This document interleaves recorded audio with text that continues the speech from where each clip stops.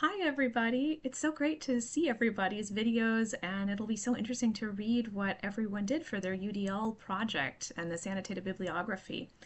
I'm sure no one will be shocked to learn that mine has to do with music, and specifically UDL in music education, because it's such an important topic, and certain aspects of music can lend itself particularly well to UDL. So I just wanted to talk a little bit about what I did specifically in my two annotated sources. There's some great resources in general, but Teaching Science with the Universal Language of Music, Alignment with the Universal Design for Learning Framework. That was not an article that I actually annotated, but very interesting.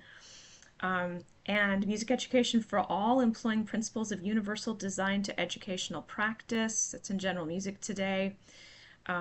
Embracing Learner Variability in Choral Ensembles by Scholar Evans in the Choral Journal. So lots of different options here. The two that I found really fascinating were, first of all, an article by scholar by the last name of Knapp, K-N-A-P-P, and this title was Modern Band and Special Learners in General Music Today. So first of all, what is modern band? That term itself can be problematic because it can refer to a wide variety of components and applications. So in musical settings, the term band usually denotes orchestral and/or wind instruments playing classically oriented repertoire.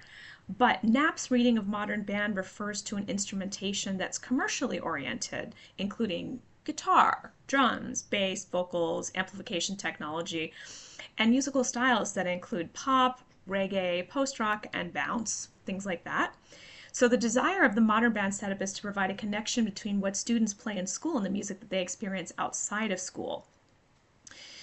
So with that modern band approach, the multiple means of representation is attained through oral and visual forms of transmission, through listening to and imitating musical phrases without having to actually know how to read music. So that's kind of nice.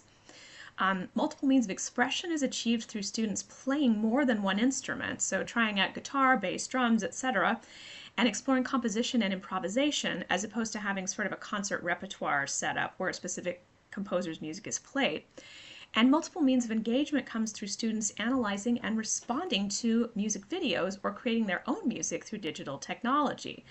So it provides a UDL experience that's student-centered and employs shared decision-making, and doesn't need the scaffolding of traditional notation to work. So that was kind of a cool article there, I thought. And the next one that I thought was really fascinating was by actually a colleague of mine who I've met at a couple of conferences. Her last name is Wissner, and it's called The Unessay in the Music Classroom. So this one has elements of both UDL and what's called TILT, which is Transparency in Learning and Teaching. And she notes that the UDL principles that are guiding the unessay use multiple means of engagement, including vision, which includes reading music scores, hearing, listening to music, and touch, handling instruments, for example. And those are common to the musical arts in comparison with maybe different fields. She then discusses the assignment prompt, which is a proposal that includes a topic, 5 to 10 sources, and a potential medium, plus a final presentation. So the medium can be remarkably diverse, which is cool. So topics are open-ended and might include anything within the time period addressed in the course, as opposed to writing a term paper. Students are encouraged to be self-directed in terms of what they want to learn, and that often increases student buy-in and motivation, according to Wissner's post-term course evaluations. Further engagement with the UDL principles includes multiple means of representation. An essay doesn't always best represent what students can accomplish, and therefore options for the medium of the project are varying. So it could be a video, a new notation system, a comic book, a recipe, a cross-stitch project, or a composition reflecting the period studied. And students can also work in groups, which is great because that encourages real-world collaboration. Some of the challenges of this study is the cognitive overload and student fear about a project with so many possible choices, but that includes students overcoming that, and then they feel they really own the product in a unique way. So those were some of the things that I learned when doing this assignment, and I really look forward to seeing what all of you learned as well. I hope this was interesting.